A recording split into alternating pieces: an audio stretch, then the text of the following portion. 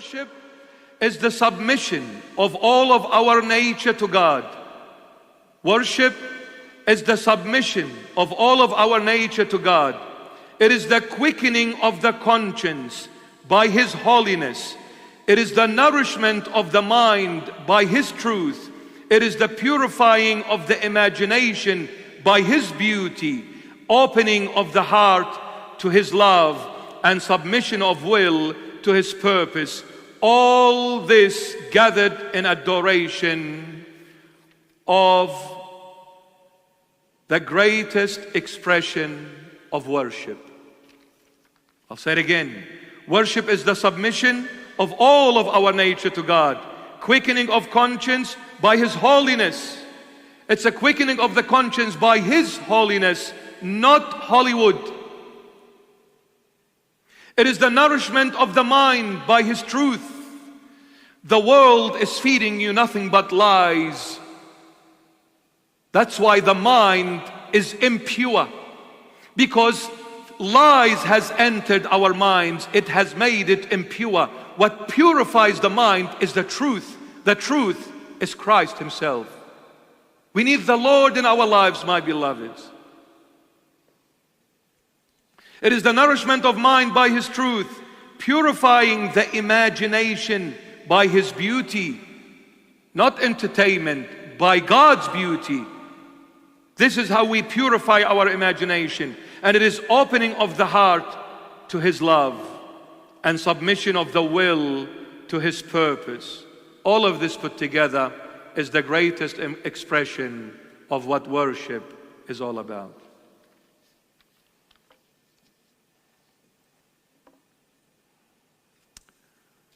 My beloveds, we are living at a time and age where they say to the truth a lie, and to the lie as the truth.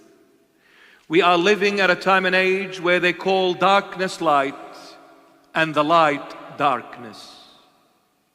We are living at a time and age where we love our enemies and we hate the one who loves us. It's amazing. It's amazing.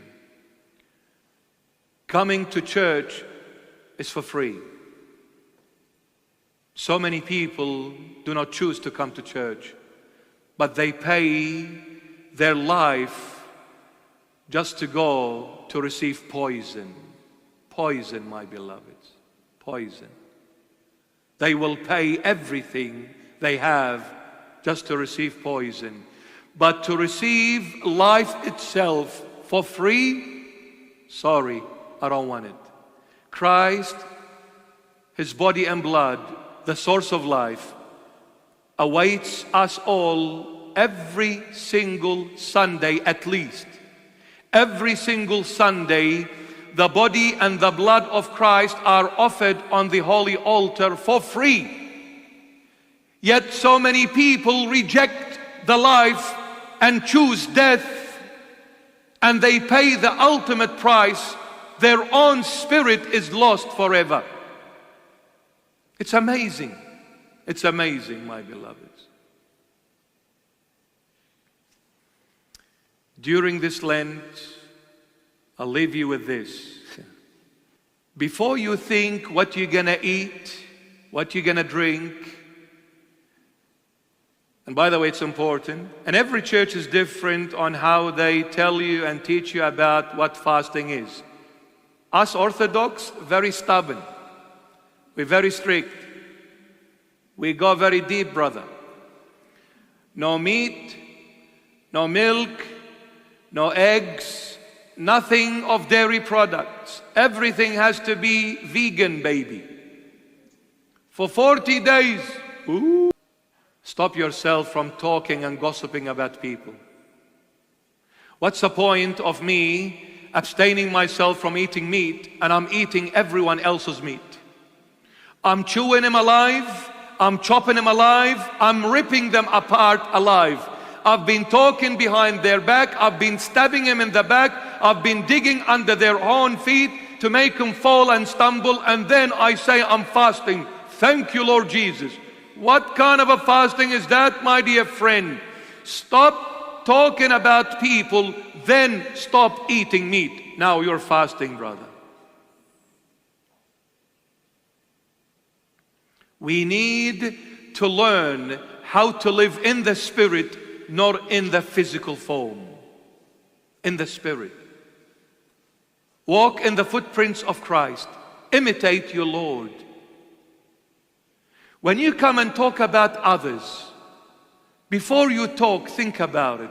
What are you benefiting from them? From what you're saying? What are you going to benefit from talking about people?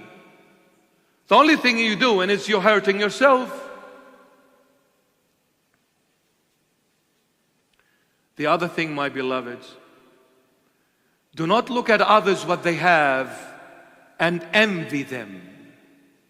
Be content with what you have. Be content with what you have. If your brother has a mansion and you've got a little shed, thank the Lord for it. Don't whinge and complain and say, why is my brother living in a mansion and I'm living in a rotted shed? This is your portion. Can you be happy and thank God for what He has given you? Learn. Don't look, my dear daughter, don't look at someone else and say they are more beautiful than me. I'm going to do everything to be more beautiful than them, so I'll start using Botox and ironing my face and laser browsing my eyeshadow, whatever it is. Stop it.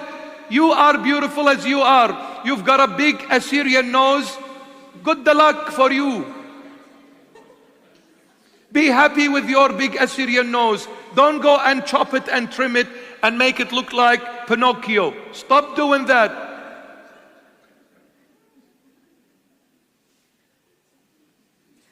You're fat? So what? You're skinny? So what? You're white? So what? You're dark skinned? So what? You are beautiful because this is the way God intended for you to be. Don't change what God has done. This body is a copyright of God's. It is not you to use it and abuse it. It's a copyright. You cannot breach that copyright law. You'll be fined. You'll be fined.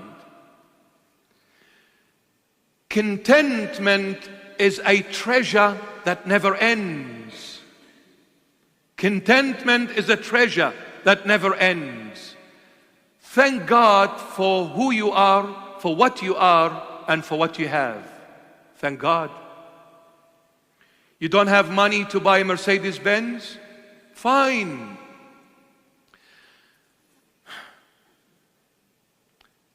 We measure happiness with materialistic things. Biggest mistake. Who told you that everyone who lived in a 60 or a 50 million mansion is happy? Who told you? Have you lived with them? Have you mixed with them? Have you spent some time with them? I can assure you, you spend 5 minutes with them, you will see them the most miserable being ever to exist. They will give up on their entire wealth just to have a moment of peace of mind and happiness, and they don't have it. Money cannot buy you peace. Money cannot buy you happiness. Money cannot buy you nothing. It is Christ who bought you with His precious blood. Come to Him, accept His sacrifice, and see what Christ is going to do for you. He will give you things, the money of the world and all the secret societies and the Freemason, Elon Musk, Bill Gates, George Soros, the whole lot of these guys put together can't buy it, my dear friend.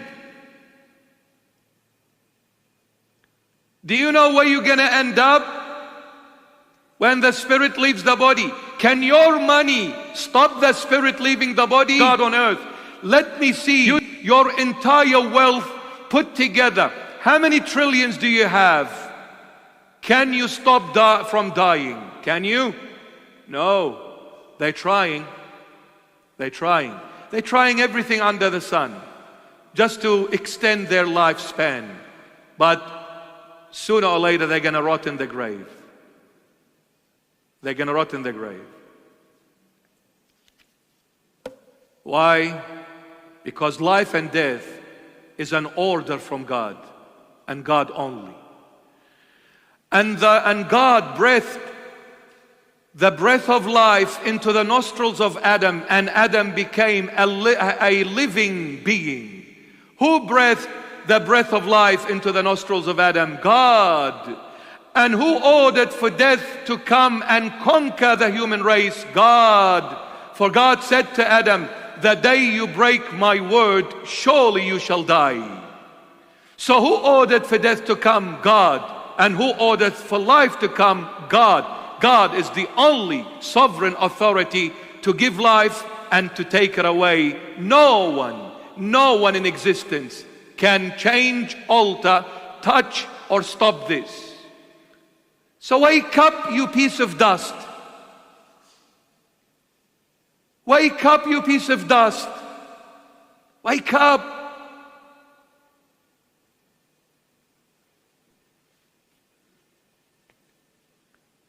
The world is living in denial of true God. That's why they have destroyed themselves by themselves. There is too much evil happening in this world. The scale of evilness has overweighed the goodness. It weighs heavily. Evilness has increased beyond measures. Do you know how many children go missing every single year on a global level? If you know what happens to these children, if you know what kind of a torture they do to these children, you don't want to live anymore. You don't want to live anymore. Do you think those innocent children whom you torture and kill, do you think you're going to live in peace? Shame on you. The church needs to wake up. The church needs to wake up. All church leaders, a time is coming very soon. If you are not going to be a man, because martyrdom is coming. Martyrdom is coming. You need to be a man, otherwise you will sell your Christ, like Judas did. If you don't have a heart of a lion, you will sell your Jesus with 30 pieces of silver. Because martyrdom is coming. There is too much evil in this world. And all this for one simple fact. People denied God. And this God is the one and only. My sweetheart, the love of my life, Jesus Christ of Nazareth. Believe me, forget about finding another one. There is only one true God. I am not judging. For God's sake, I am not judging. I am yelling, screaming on top of my voice and saying, this is the true divine God who created everyone and everything that is visible and invisible. His name is Jesus Christ of Nazareth. He reigns forever. He lives forever. And he who has Christ has life eternal, my beloveds.